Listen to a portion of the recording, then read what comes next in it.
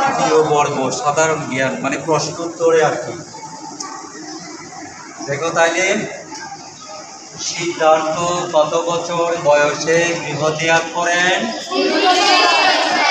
29 বছর বয়সে। 29 বছর। কত বছর?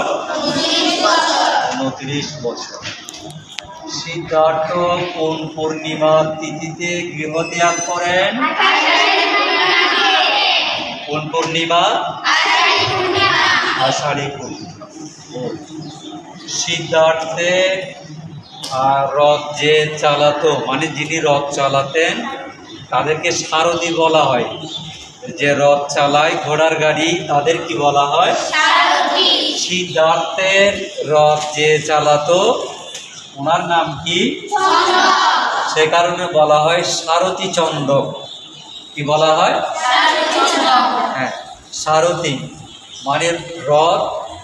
রথ রথ মানে ওই ঘোড়ার গাড়ি, ঘোড়ার গাড়ি, ঘোড়া দিয়ে যেগুলো হয় ওগুলো যে চালায়, যে টানে রথ, যে টানে সারথি। এই সারথির নাম ছিল চন্দক। সিদ্ধার্থ গৃহত্যাগ করে প্রথমে কোন নদী পার হয়েছিলেন? কোন নদী? ওখানে আরেকটা নদীর সাথে ঘটনা আছে, সেটা পরবর্তীতে যাবে। হ্যাঁ, ওইটা তো বুদ্ধত্ব লাভের ঘটনার সাথে জড়িত। এটা প্রথম সংসার ত্যাগ করে গৃহত্যাগ করে একটা নদী পার হতে হয়েছিল। কপিলাবস্তু রাজ্য পার হয়ে যাওয়ার জন্য, সীমান্ত পার হয়ে যাওয়ার জন্য একটা নদী পার হতে হয়েছিল, সেটার নাম ঘোড়া। এমনি তো নদী পার হয় নৌকা করে, লঞ্চে করে, স্টিমারে করে, কিন্তু ঘোড়ার পিঠে কি করে নদী পার হয়েছিল একটা কাহিনী আছে।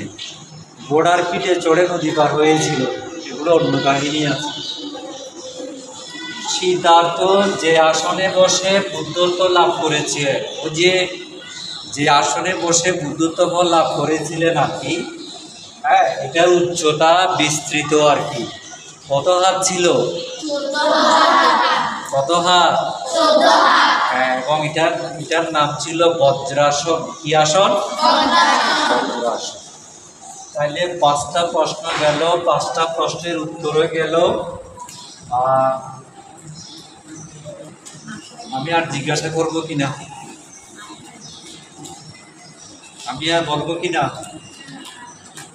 আরেকবার বলবো কিনা? বলো। আয়ান আর বলবো আবার? তাহলে তোমরা বলো, নিজেরা বলো। সিদ্ধার্থ কত বছর বয়সে গৃহত্যাগ করেন? কোন পূর্ণিমা তিথিতে গৃহত্যাগ করেন?